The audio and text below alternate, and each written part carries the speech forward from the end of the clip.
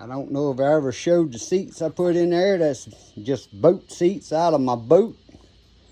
I decided if I was going to buy new seats, the new seats would go into my boat.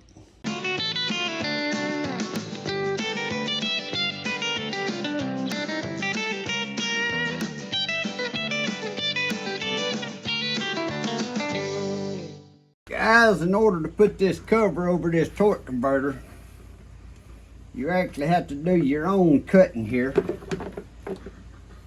And I'm just gonna do some guesstimation cutting.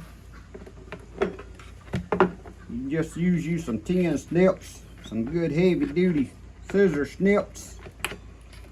And I'm gonna cut this out kind of like so. And put it on here and see what she looks like.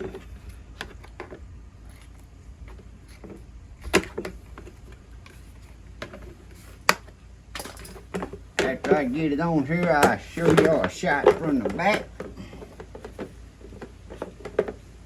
Yep, I done alright on top. I actually cut mine too big, but it is what it is.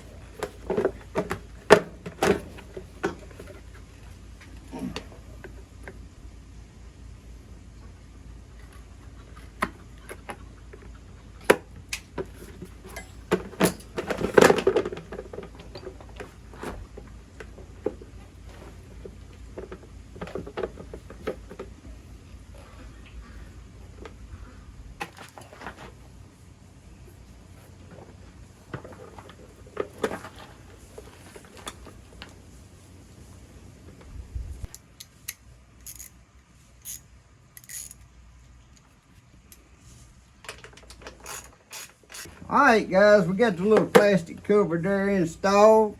And as you can see, I cut mine a little wider than I needed to. I could have had it about a 1/2 inch narrow right there so it would cover the belt. But that's alright. I just guesstimated at it and cut, and that's what I ended up with. And I only got 2 screws on top and the front one on the bottom under there, because the other one is right up under my brakes. So it's just holding a plastic shield, so I ain't worrying about that. Now we're finna move on and see if I can figure out something on the throttle cable. Alright guys, on the throttle cable, I don't know where my camera went off, but I snipped the end of the cable off that was on here, and I removed this little piece. Because the motor has this clamp right here that I can stick the housing in. Now I may have to cut this cable off later, shorter, but I'm gonna try it right here. Tighten that down. And then I'm gonna push the gas pedal.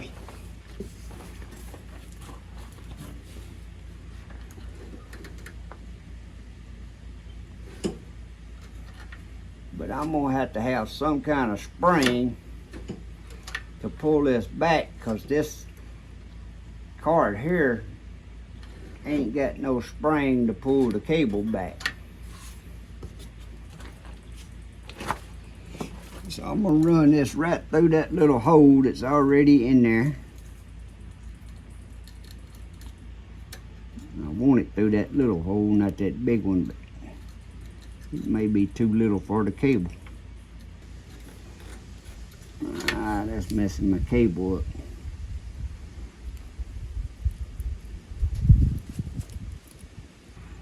I had to get some kind of cable clamp put on there. But I got to have some kind of spring to pull this backwards. So let me go see what I got in my scrap boxes for spring purposes. See what I can come up with. Alright guys, I found a spring that was perfect for this.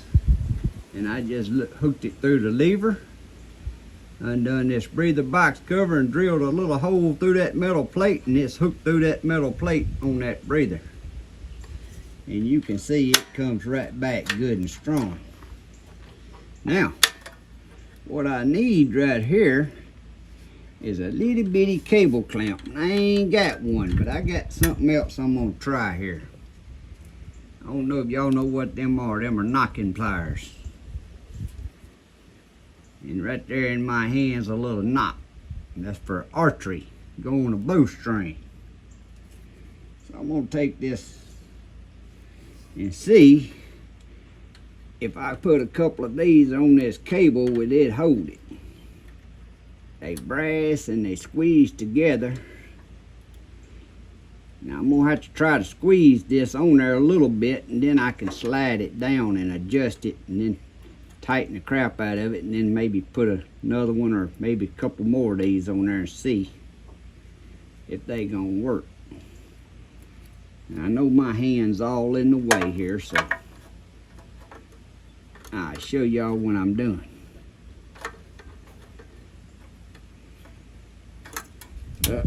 That didn't work. I didn't get that mashed on there and it fell off.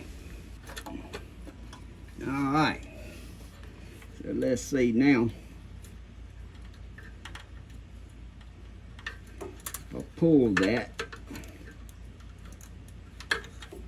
and then tighten them up and see if I can put a couple of more on there.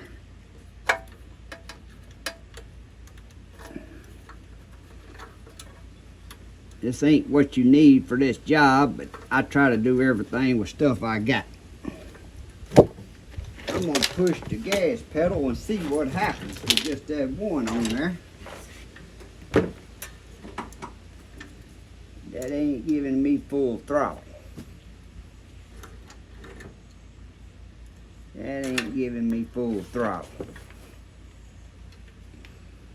I need full throttle. This is what I'm attempting right now.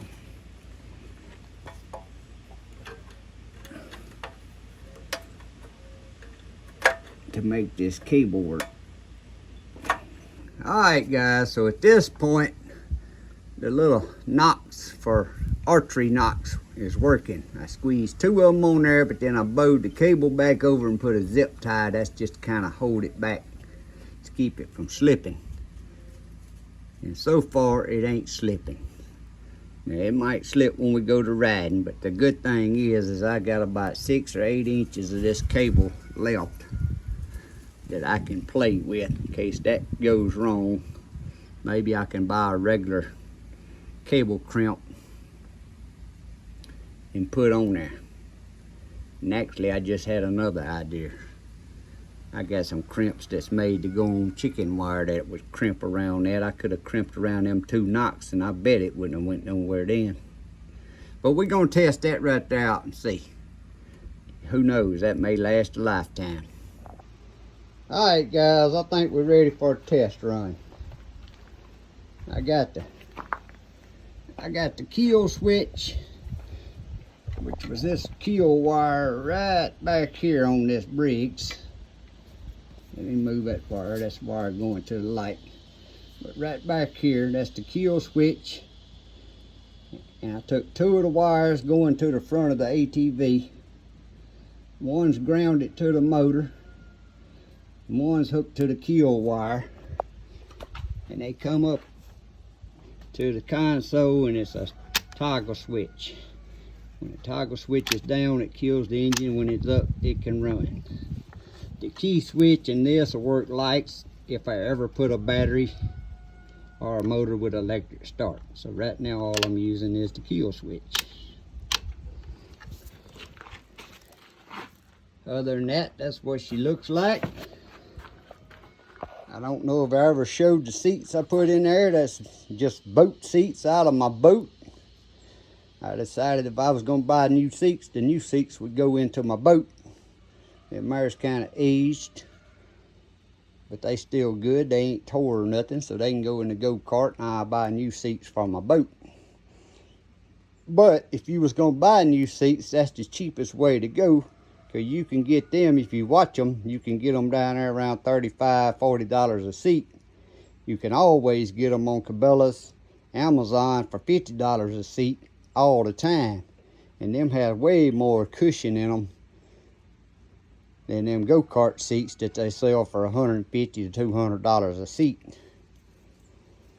to replace the seats that was in this go-kart was going to be $170 a seat, I believe, times 2. Well, if I bought them, that ain't even $100. And actually, I think them got way more cushion in them. So I'm finna fire her up, and we're gonna go out here and see what she does. Choke.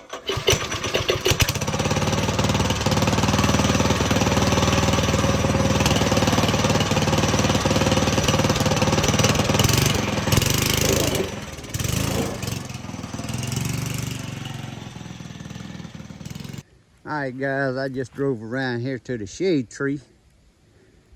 We finna set the camera up, let y'all see how much torque it's got. Now remember, this is a 900 series Briggs Stratton's engine with a series 30 torque converter from Go Power Sports with a 72 tooth sprocket. No electric start. Well, I take that back. It has electric start, but it's a 120 volt. You plug into a 120 volt electrical cord if I want to use electrical start. Now, I ain't worked on my brakes yet. The back brake caliper was working, but I'm gonna have to get someone to help me bleed that line, but the front two wasn't working, so I'm probably gonna replace them. Other than that, there's our go-kart. At this time, it ain't gonna be no battery or nothing put on it. It's just gonna be something to play with. So I'm finna fire her up. And we're gonna see how good she takes off.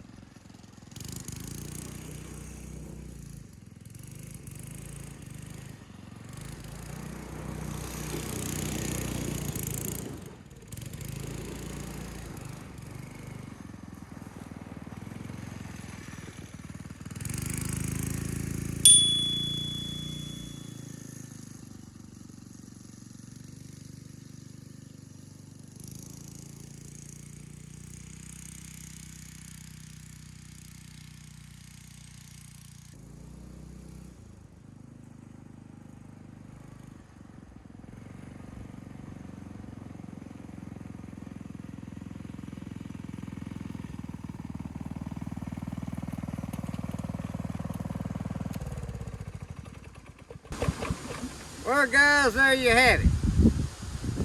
All the searching I done, I couldn't find nobody that done an engine swap that didn't put a 420 or bigger motor on one of these go-karts. So I wanted to put a small engine on here because I had one. Didn't cost me a thing for the engine. And I wanted to put it on here, kind of a step-by-step video, show you guys what this would do, because I wasn't sure what it was going to do myself. But as you can see, no, it ain't no racehorse, but it's got plenty of torque for an adult rider just to have something fun to play on. And I think Papaw and Coach is going to enjoy this. Now our yard cart, I don't know if y'all seen the video in it, I attach above, got the 6 horsepower, whatever, 212 cc Predator engine on it, just a regular little go-kart. It lugs to take off when I'm in there. Now you can get in the gravel when it takes off, it'll spin the tire, but it lugs more than this, but all it has is the clutch on it. It don't have the torque converter. So I was kind of curious about this build, what was going to happen. When I put the torque converter on and the 72 tooth sprocket, I was hoping it was going to have enough torque, and I'm happy. I done rode it up and down the road. I know y'all, as far as what y'all seen on the video, y'all didn't see that much. But I done a lot of riding, stopping, went and visited my neighbor, come back, went back down the road just playing. And I'm actually happy with the torque it's got with this 900 series Briggs. Now how long it's gonna last, I don't know. But I'm hoping it lasts us a couple years. frame's all in good shape. Maybe years later we'll put a bigger motor on here when Colton gets a little bigger. Now for some of you that don't know who Colton is, maybe you don't follow my channel or watch any of my other videos, that's my grandson. He'll be turning 4. So Papaw likes making toys for me and him to have a good time in. But guys, if you're new to my channel and you ain't never subscribed, please reach down there and hit that subscribe button. It don't cost you a thing, but it does help me grow my YouTube channel. And if you like these little videos and they're helpful to you, please give me a thumbs up. Maybe like and share my videos with some of your loved ones that may be interested in seeing some of the stuff I do. Papaw's place is a little bit about everything. You don't never know what you might see me doing on these videos. But that's it. I'm gonna have to bleed my brake and see if I can get my back brake working again. The front ones wasn't working. But even if I had to buy 2 new ones and the master cylinder, that ain't but about 50 bucks to put brakes on it. I'm hoping I can get that back one bled and at least have a back brake for right now, because it was working when I took this thing apart. Other than that, that's it, guys. I hope y'all have a great day and a blessed week. God bless. See y'all next time.